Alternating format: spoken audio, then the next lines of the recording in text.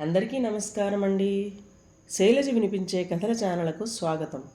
ఈరోజు మనం మందా భానుమతి గారు రచించిన మౌనంగానే ఎదగమని అనే నవలను ధారావాహికంగా విందాం. ఈ నవల 2009 స్వాతి అనిల్ అవార్డును గెలుచుకున్నది. ఇది జూన్ 2009 స్వాతి అనుబంధ నవలగా ప్రచురింపబడింది. ఎర్రంచు తెల్లపట్టు పరికిని ఎగిరెగిరి అందుకోవడానికి ప్రయత్నం చేస్తోంది శ్వేతాంబరి. ఎలాగో కష్టపడి అందుకొని తీసి తెల్ల జాకెట్టు వేసేసుకుంది. కాకపోతే ఈ పరికిణియే మరీ వెనక్కి వెళ్ళిపోయింది. పోనీ అమ్మని పిలుద్దామా? అమ్మో, రోజు పట్టు పరికిణీనా అంటూ క్లాసు పీకదు. శ్వేత ఇంకేదో ఉపాయం ఆలోచించాలనుకుంది. అప్పుడే వరండాలో నుంచి తన గదికి వెళుతున్న తాతయ్య కనిపించారు. తాతయ్యని పిలిచి తీయమంటే కానీ చెడ్డీతోనా? చీచి, సిగ్గుబాబు. తువ్వాలు తెచ్చుకుని నడుం చుట్టూ కట్టుకుంది. తాతయ్య వరండాలోకి వెళ్ళి పిలిచింది. ఏంట్రా అమ్మలు? చెయ్యి ముడిచి చూపుడు వేరుతో అల్మరాలో పైన ఉన్న పరికిణీని చూపించింది. నడుముకున్న తువ్వాలు జారిపోకుండా ఇంకో చేత్తో పట్టుకుంటూ. తువ్వాలు చుట్టుకున్న శ్వేతని మురిపంగా చూస్తూ తాతయ్య పరికిణీనే కాకుండా పక్కనే ఉన్న ఓణి కూడా తీసిచ్చారు. తాతయ్య బయటికి వెళ్ళిపోయాక తువ్వాలు కిందకి జార్చేసి పరికిణీ కట్టుకుని ఓణి కూడా వేసుకుంది. ముఖానికి పౌడర్ రాసుకుని స్టిక్కర్ పెట్టుకుని తల దువ్వుకుని జడ వేసుకుని పిల్లిలా కిందికి దిగి హాల్లోకి వెళ్ళింది శ్వేత. ఆ రోజు ఆదివారం. ఆఫీసు హడావుడి లేదు. శ్వేత వాళ్ళ నాన్న ఇంకా నిద్ర లేవలేదు. హాల్లో మీ టీవీలో వస్తున్న మీ డ్యాన్స్ హుర్రే డ్యాన్స్ ప్రోగ్రాంను దీక్షగా చూస్తున్న శ్వేత వాళ్ళమ్మ జ్యోతి శ్వేతని గమనించలేదు. అందులో స్టెప్పులను పరిశీలిస్తూ కాళ్లతో నేలను తాటిస్తూ చేతుల్ని కాసేపు ఆకాశం కేసి చూపిస్తూ కాసేపు మోకాలికి కొడుతూ కూర్చునే నడుం తిప్పుతూ కళ్ళార్పకుండా టీవీలో విన్యాసాలు చేస్తున్న డ్యాన్సర్ని చూస్తోంది. మధ్య మధ్య వాళ్ళమ్మ కాస్ట్యూమ్స్ ఎలా ఉన్నాయో పక్కనే ఉన్న పుస్తకంలో గీసుకుంటోంది. శ్వేత అమ్మ పక్కనే కూర్చుని ఎలా చెప్పాలా అని సతమతమవుతోంది. అప్పుడే మెట్లు దిగుతున్న శ్వేత వాళ్ళ తాతయ్య మనవరాలి అవస్థ చూశాడు. ఏదో చెప్పాలని అమ్మ దృష్టిని ఆకర్షించడానికి నానా తంటాలు పడుతోంది శ్వేత. కాసేపు అమ్మ కాలి మీద చేత్తో రాయబోతోంది. దగ్గుతో శబ్దం చేస్తోంది. అమ్మ ముఖం కేసి కాసేపు, టీవీ కేసి కాసేపు ఇబ్బందిగా చూస్తోంది. తాతయ్యకి నవ్వొచ్చింది. పక్కన ఎవరున్నారో కూడా చూడకుండా అంతగా చూడాల్సిన ప్రోగ్రాం ఏంటబ్బా? టీవీ కేసి తల తిప్పాడు. మోకాళ్ళ దగ్గర చీలమండల దగ్గర చింపేసిన, మాసిపోయిన, నలిగిపోయిన దుక్క ప్యాంటుకు బెత్తెడు పైన ముడివేసిన పీలికలతో చేసి ఎరుపు నలుపు పాముల బొమ్మలున్న చొక్కా వేసుకుని ఒక యువకుడు నేల మీద డేకుతూ షాకుతూ పక్కనున్న యువతిని కవ్విస్తున్నాడు. ఇంకా ఆ యువతి ఎటువంటి బట్టలేసుకుందో తాతయ్యకి అర్థం అవ్వలేదు. పోలేరమ్మ జాతరలో పూనకం వచ్చిన బట్టలన్నీ చింపేసుకుని జుట్టు విరపోసుకుని తల గుండ్రంగా తిప్పుతున్న తమ ఊళ్ళో నాంచారమ్మ ఇంకా సభ్యతగా ఉండేది. వాళ్ళంటే మూఢాచారాలను నమ్ముకున్న చదువురాని అమాయకులు. మరి వీళ్ళు? తాతయ్యకి నోరంతా చేదుగా అయిపోయింది. డ్యాన్స్లో బ్రేక్ వచ్చింది. టీవీ నోరు నొక్కేసి కూతుర్ని చూసింది జ్యోతి. కళ్ళు పెద్దవి చేసి పైనుంచి కిందికి చూసి ఎదురుగా నిల్చోబెట్టింది. ఏంటే ఈ అవతారం? డ్యాన్స్ మాస్టర్ వస్తారన్నానా? నేను మంచం మీద పెట్టిన డ్రెస్ వేసుకోకుండా ఇదేంటి? పైగా పీచులుగా జడేంటి? కుడికంట్లోకి ఆ బొట్టేంటి? ముఖం నిండా పేడాలికినట్టు పౌడరేంటి? శ్వేత అడ్డదిడ్డంగా అల్లుకున్న జడ విప్పేసి జుట్టు చెరిపేసింది. బొట్టు పీకేసి పౌడర్ పోయేలాగా పక్కనే ఉన్న టిష్యూతో ముఖం తుడిచింది. అమ్మా! శ్వేత బిక్కమొహం వేసుకొని ఏదో చెప్పబోతోంది. జ్యోతి వినిపించుకోలేదు. ఈ ఓటి పరపరా ఓణి లాగేసి హాల్లోనే పరికిణీ జాకెట్టు విప్పేయబోయింది. శ్వేత 2 చేతులు ఛాతీ మీద కప్పుకొని వెనక్కి జరిగింది. వద్దమ్మా, ఇవి విప్పొద్దు. ఈవేళ నిత్య పుట్టినరోజు. పొద్దునే పూజకి రమ్మంది. వాళ్ళమ్మగారు భోజనానికి రమ్మన్నారు కూడా. శ్వేత కళ్ళ నిండా నీళ్లతో బతిమిలాలింది వాళ్ళమ్మని. పొద్దున్నే బర్త్డే ఏంటి? పైగా తెలుగు మాటలు. అసలు మీ తాతయ్యని అనాలి. నిన్ను 40 ఏళ్ళు వెనక్కి తీసుకెళ్తున్నారు. నిత్య ఎవరు? మీరు పార్కులో కలిసే అమ్మాయేనా? నీ స్కూల్ కాదు, నీ క్లాస్మేట్ కాదు, క్లబ్లో కలవలేదు. ఎవరితో పడితే వాళ్ళతోనా? నో. ఇలాంటి వేషాలు వేస్తే ఊరుకోను. వెళ్ళి డ్రెస్ చేంజ్ చేసుకునిరా. గో. శ్వేత గబగబా తాతయ్య దగ్గరికి పరిగెత్తింది. తాతయ్య నరసింహం బెదురుగా చూస్తున్న శ్వేతని ఏం భయం లేదన్నట్లు దగ్గరకు తీశారు. పోనీ డ్యాన్స్ ప్రాక్టీస్ అయినాక వెళుతుందమ్మా, ఎంతో సరదా పడుతోంది, కోడలతో సర్ది చెప్తున్నట్లు అన్నారు. సరే, వెళ్ళి డ్రెస్ మార్చుకుని రమ్మనండి.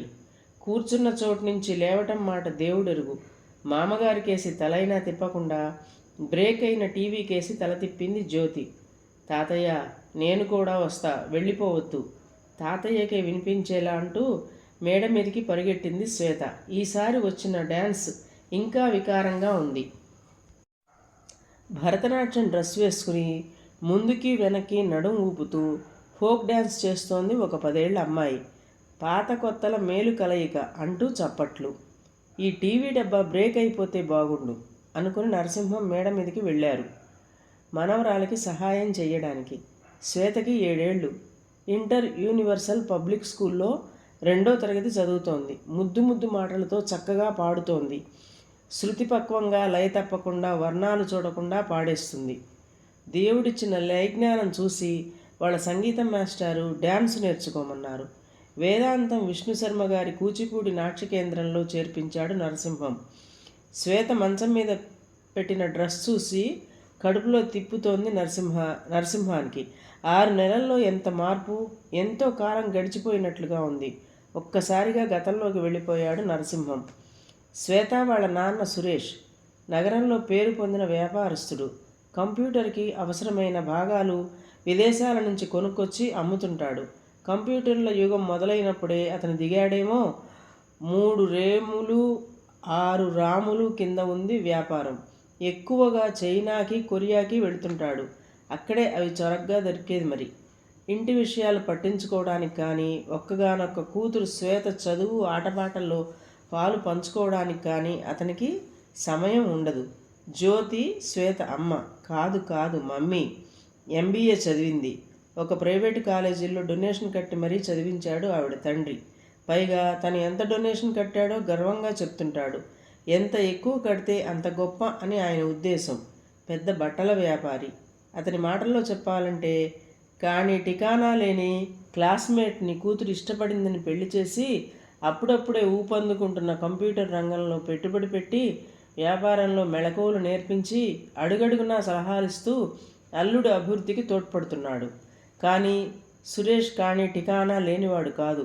ఒక తాలూకా ముఖ్య కేంద్రంలో పేరు పొందిన ప్రభుత్వ కళాశాలకి ప్రధాన ఉపాధ్యాయుడైన నరసింహం మాస్టారి ఒక్కగానొక్క కొడుకు. చిన్నప్పటి నుంచి క్రమశిక్షణలో పెరిగాడు. తెలుగు లెక్చరర్ అయిన నరసింహం చక్కగా పాడతాడు కూడా.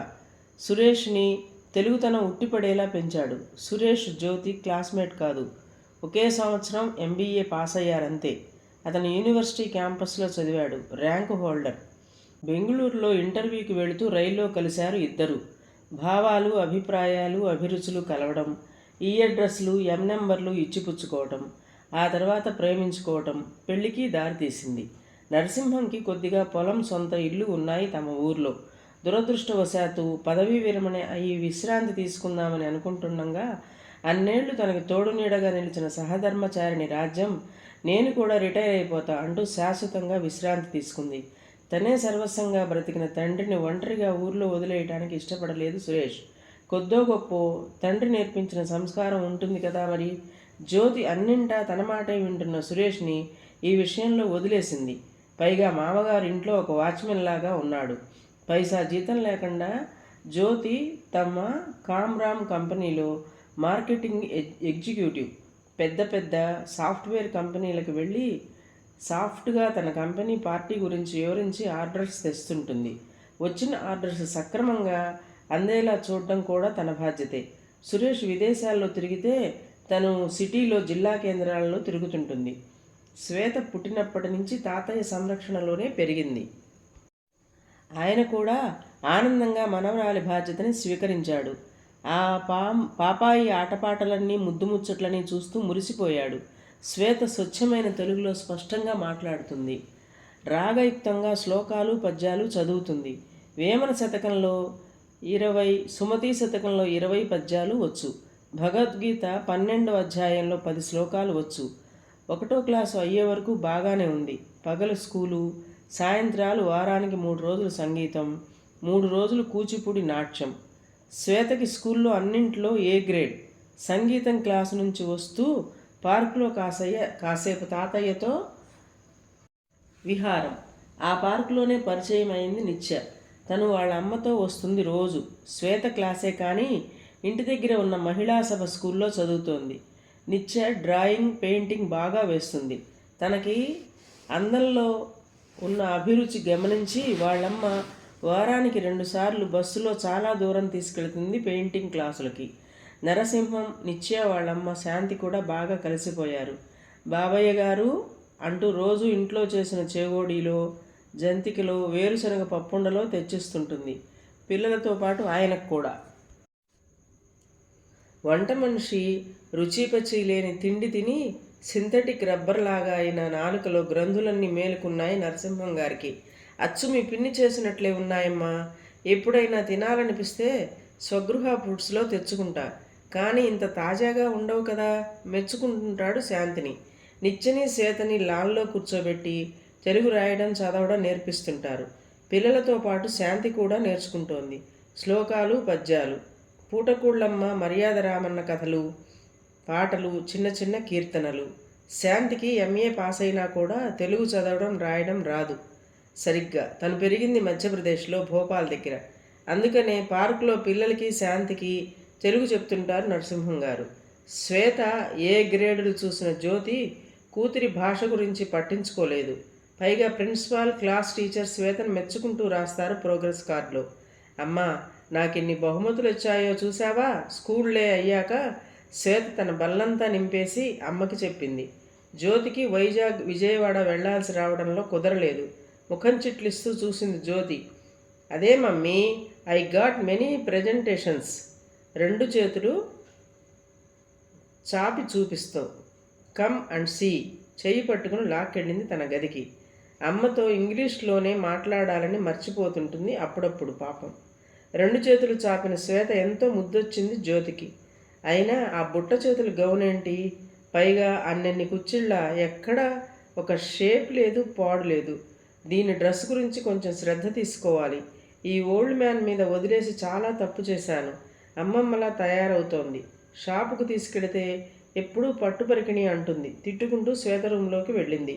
అమ్మో ఇన్నా!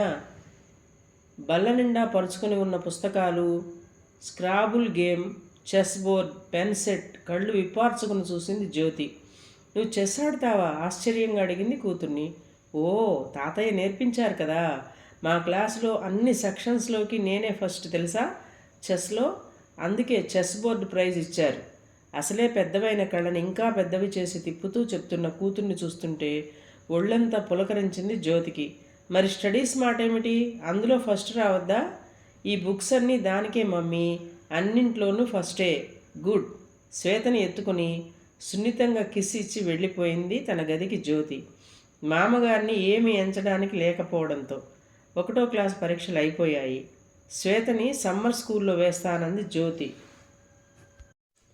సురేష్ కూడా సరే అన్నాడు. చైనా, బ్యాంకాక్, అమెరికాల మధ్య ఒకరోజు వీలు చూసుకొని నరసింహం గారికి శ్వేతని తమ ఊరికి తీసుకెళ్లాలని ఉంది.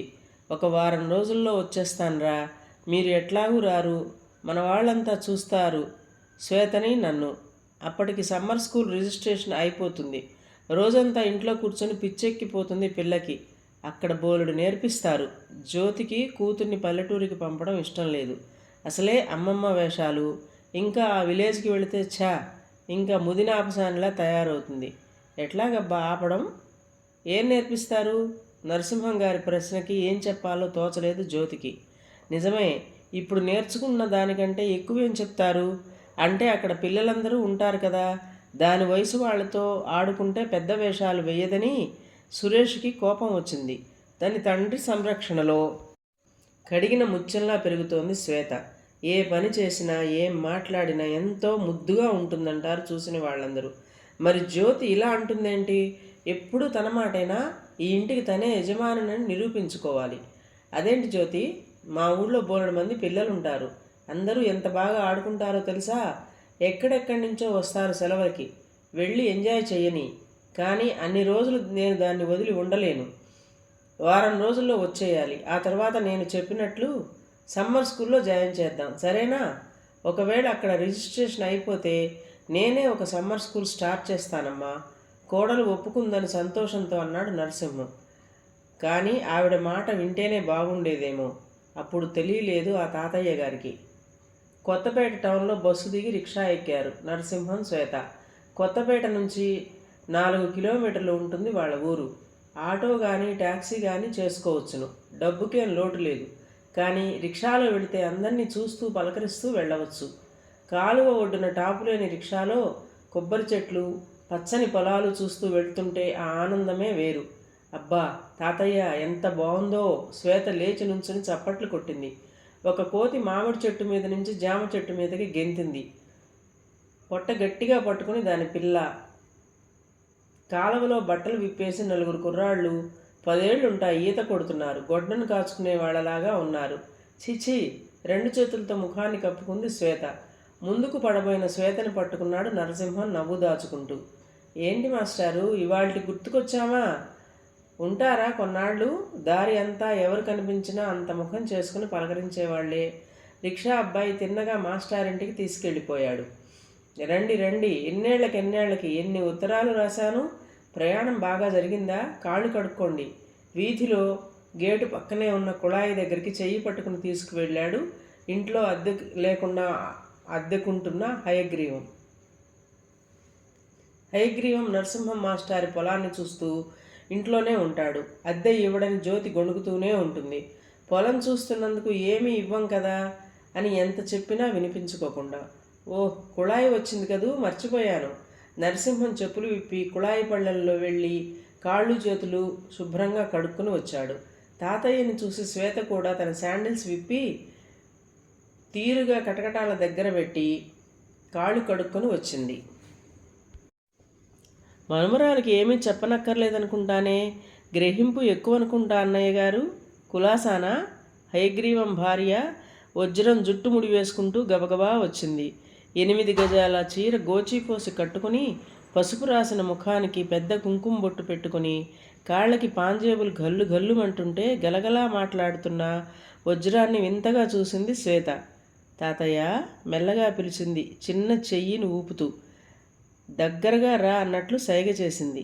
నరసింహం వంగి శ్వేత నోటి దగ్గర చెవి పెట్టాడు. వీళ్ళింట్లో ఈవేళ పూజ ఫంక్షనా? గుసగుసగా అడిగింది. నరసింహానికి ముందర అర్థం కాలేదు. అయోమయంగా చూశాడు. అదే తాతయ్య, ఆవిడ డ్రెస్సు. ఫక్కున నవ్వాడు నరసింహం. బుగ్గలు ఎర్రబడగా శ్వేత తలదించుకుంది సిగ్గుగా చూస్తూ. వజ్రం, హయగ్రీవం తెల్లముఖాలేశారు. ఏమిటా అంత రహస్యం అనుకుంటూ. శ్వేత సందేహం చెప్పాడు నరసింహం. అందరూ హాయిగా నవ్వేశారు. అదేం లేదురా అమ్మలు, ఇక్కడ అంతా రోజూ పూజ చేస్తారు. భోజనాలు అయ్యే వరకు మడిగా ఉంటారు. శ్వేతకి ఇక్కడి పద్ధతులన్నీ వివరంగా చెప్పాలి అనుకున్నాడు. మీ గది తయారు చేశాం అన్నయ్య గారు, రండి. వజ్రం లోపలికి తీసుకెళ్ళింది ఇద్దరిని. సామాన్లు అప్పటికే గదిలోకి చేర్చేశాడు హయగ్రీవం. నరసింహం ప్రత్యేకంగా తనకంటూ గదిని ఉంచుకోలేదు. ఇల్లంతా ఇచ్చేశాడు. 4-5 ఏళ్లకు కానీ రాలేనప్పుడు దుమ్ము ధూళి సాలెగూళ్ళు పట్టిపోయి నివాసయోగ్యంగా ఉండదని. ముందుగా రాస్తే మీకు సదుపాయం చేస్తామండి మాస్టారు. ఇల్లు తీసుకునే ముందు హయగ్రీవం మాట ఇచ్చినట్లే చేశాడు. తన గదిలోకి అడుగు పెట్టగానే ఒక్కసారి జ్ఞాపకాల అలా ముంచెత్తేసింది నరసింహాన్ని. అదే పందిరిపట్టి మంచం చెక్కు చెదరలేదు. హయగ్రీవం ఎప్పటికప్పుడు వార్నిష్ చేయిస్తూ నవారు పట్టీలు మారుస్తూ చక్కగా చూసుకుంటున్నాడు. చెక్క వేయించవయ్యా, ఈసారి ఐవేజులోంచి ఆ నవారుతో ఏం పడతావు అంటూ నరసింహం ఎన్నిసార్లు రాసినా వినిపించుకోడు. నవారు సుఖం ఏ స్ప్రింగు మంచానికి రాదండి మాస్టారు అనేస్తాడు. మంచాన్ని 2 చేతులతోటి తడుముతూ ఉండిపోయాడు నరసింహం. తలవేపున కాళ్ళ దగ్గర పందిరికి అడుగున్నర వెడల్పు పట్టీలు, ఆ పట్టీలకు అద్దాలు ధగధగా మెరిసిపోతున్నాయి. నరసింహం తాత బెల్జియం నుంచి తెప్పించి వేశారనేవారు.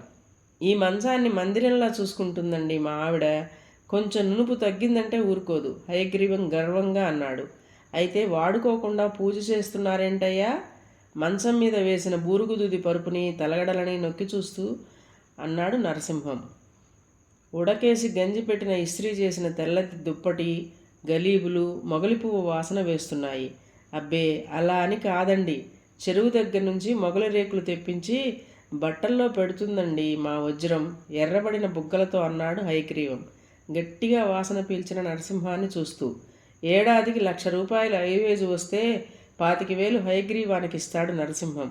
అది కాక ఇల్లు, ఇంట్లో పండే కొబ్బరి, అరటి మొత్తం సంపాదనంతా భరిస్తున్న నరసింహం అంటే భార్యాభర్తలకి దేవుడితో సమానం. నరసింహం ఇల్లు 2 తరాల క్రితం కట్టించింది. అతని బాల్యం అంతా అక్కడే గడిచింది. ఎకరం పైగా స్థలం. ఇంటి యజమాని వాడుకునే గది విశాలంగా ఉంటుంది. గది వెనుక చిన్న పెరడు, ఆ గదికే పరిమితం. అందులో మల్లె, జాజి వంటి తీగలు, కనకాంబరం, చేమంతి వంటి పూల మొక్కలు ఉంటాయి. అది కట్టిన వేళ విశేషం. ఒక్కరోజు కూడా ఎవరూ వాడకుండా లేరు. అందుకే పాత ముక్క వాసనలు దరిచేరవు. ఆలోచనలలో పడ్డ నరసింహాన్ని వదిలేసి బయటికి వెళ్ళిపోయాడు హయగ్రీవం. గదంతా పరికించి చూశాడు. అద్దం ఉన్న టేకు బీరువా కిటికీ పక్కనే తన స్థానంలో టీవీగా నిల్చుని ఉంది. ఏళ్లు గడిచే కొద్దీ కొత్త అందాలు వస్తాయంటారు టేకు చెక్కకి. నిజమే అనిపించింది నరసింహానికి. బీరువా పైన చెయ్యి వేస్తే కింద వరకు జరున జారిపోతోంది ప్రమేయం లేకుండానే. నగిషీ చెక్కిన ఫ్రేమ్లో బిగించిన కోడిగుడ్డు ఆకారంలో అద్దం. అనుకోకుండా స్వర్గానికి ప్రయాణం కట్టిన రాజ్యం నవ్వుతూ ముందు రోజు తలలో పువ్వులు పెట్టుకున్నట్లే ఉంది. బీరువా తలుపులు తీసి చూశాడు. అరలన్నీ ఖాళీ చేసి పెట్టారు. పై అరలో తన బట్టలుండేవి. అరంతా తడిమాడు. అబ్బబ్బా, అలా చెదరగొట్టేయకండి, బట్టలన్నీ నలిగిపోతాయి. నిన్ననే చాకలివాడు తీసుకొచ్చాడు. రాజ్యం గొంతు చెవిలో నవ్వుకుంటూ కింది అరకు వచ్చాడు. అందులో రాజ్యం చీరలు. 4 పట్టు చీరలుండేవి. 4 దాపుడు కోయంబత్తూరు చీరలు. ఇంకా కలరా ఉండల వాసన వేస్తున్నట్లే ఉంది. సున్నితంగా చేతిని అటు ఇటు కదిపాడు. అయ్యయ్యో, నా అర మీకెందుకు? అక్కర్లేంది, కావాల్సింది లేదా? కంగారుగా పరిగెత్తుకుని వస్తున్న రాజ్యాన్ని చూసి ఏమీ ఎరగనట్టు చీర మడతల్లో ఉన్న 1,000 రూపాయలు అక్కడే సర్దేయటం గుర్తొచ్చింది. అంతా చరిత్ర అయిపోయింది. గాఢంగా నిట్టూర్చి బీరువా తలుపులు వేసేశాడు. తాతయ్య, అమ్మమ్మగారు నిన్ను స్నానం చేసి రమ్మన్నారు. పెందరాళే అన్నం పెట్టేస్తారట. నూనె రాసి సున్నిపిండితో రుద్దుకొని కుంకుడుకాయ పులుసుతో తలంటి పోసుకొని తలకి అంగోస్త్రం పిడపబెట్టుకుని పట్టుపరికిని జాకెట్టు వేసుకుని కళ్ళు నులుపుకుంటూ వచ్చింది శ్వేత. పెందరాళేని కష్టపడి నాలుక తిప్పి పలుకుతూ. అమ్మమ్మగారు స్నానం చేయించారు తాతయ్య. కొంచెం కుంకుడుకాయ పులుసు కంట్లో పడింది. కంట్లో నుంచి కారుతున్న నీళ్లను తుడుచుకుంటూ అంది. కుంకుడుకాయలా అమ్మలు? అయితే కొత్త కొత్త మాటలు నేర్చుకుంటున్నావంట అన్నమాట. అవును తాతయ్య. నూతి దగ్గర ఒక పక్కన మూసేసి బాత్రూమ్ చేశారు. లోపల నుంచే నీళ్లు తోడేసుకోవచ్చు అన్నమాట. భలే ఉంది. గిలకతో నేను కూడా తోడేశా. తేలిగ్గా వచ్చేసింది బకెట్. అన్నట్టు మీకు గది వెనక పెరట్లో నీళ్లు పెట్టించారట తాతగారు, చెప్పమన్నారు. ఉండు, బోలెడు పనుంది. తుర్రున పరిగెత్తి హయగ్రీవం కటకటాల హాల్లో మర్చిపోయిన తన సంచిని నేల మీద ఈడ్చుకుంటూ లోపలికి తీసుకొచ్చింది శ్వేత. కిలక కాదురా, గిలక. ముద్దొస్తున్న మనవరాల్ని ఆపేక్షగా చూస్తూ గది వెనుక పెరట్లోకి వెళ్ళాడు నరసింహం. అక్కడ ఒక మూల వెస్ట్రన్ కమోడ్ పెట్టించారు. పక్కనే తూములోకి నీళ్లు వెళ్ళిపోయేలాగా కొత్తగా ఎత్తుగా అరుగు. అక్కడే బాల్చీలో పాళం చేసిన నీళ్లు పెట్టి ఉన్నాయి. దాని పక్కనే ఉన్న డ్రమ్ములో నుంచి వీధి కుళాయిలోంచి నీళ్లు పడేలాగా రబ్బర్ గొట్టం. ఆ చిన్న పెరట్లోకి వెనక నుంచి కూడా దారి ఉంది. Open air attached modern bathroom. చెట్లు తీగలు అలాగే ఉన్నాయి, సువాసనలు వేస్తూ. పెరటిని ఆనుకుని ఉన్న పెద్ద గోడ అవసరమైన దానికన్నా ఎక్కువే మరుగు కల్పిస్తోంది. నరసింహం స్నానం చేసి మెత్తటి ఖద్దరు పంచా లాల్చీతో బయటికి వచ్చాడు. నుదుటి మీద చిన్న కుంకుమ బొట్టు. మీరు కూడా పూజ డ్రెస్ వేసుకున్నారా? నేను కూడా. శ్వేత వచ్చి కాళ్ళు పట్టేసుకుంది. మొదటి భాగం సమాప్తం. ఈ కథ మీకు నచ్చినట్లయితే లైక్ చేయండి, షేర్ చేయండి, కామెంట్ చేయండి, సబ్స్క్రైబ్ చేసుకొని నన్ను ఎంకరేజ్ చేయండి. నమస్కారం అండి.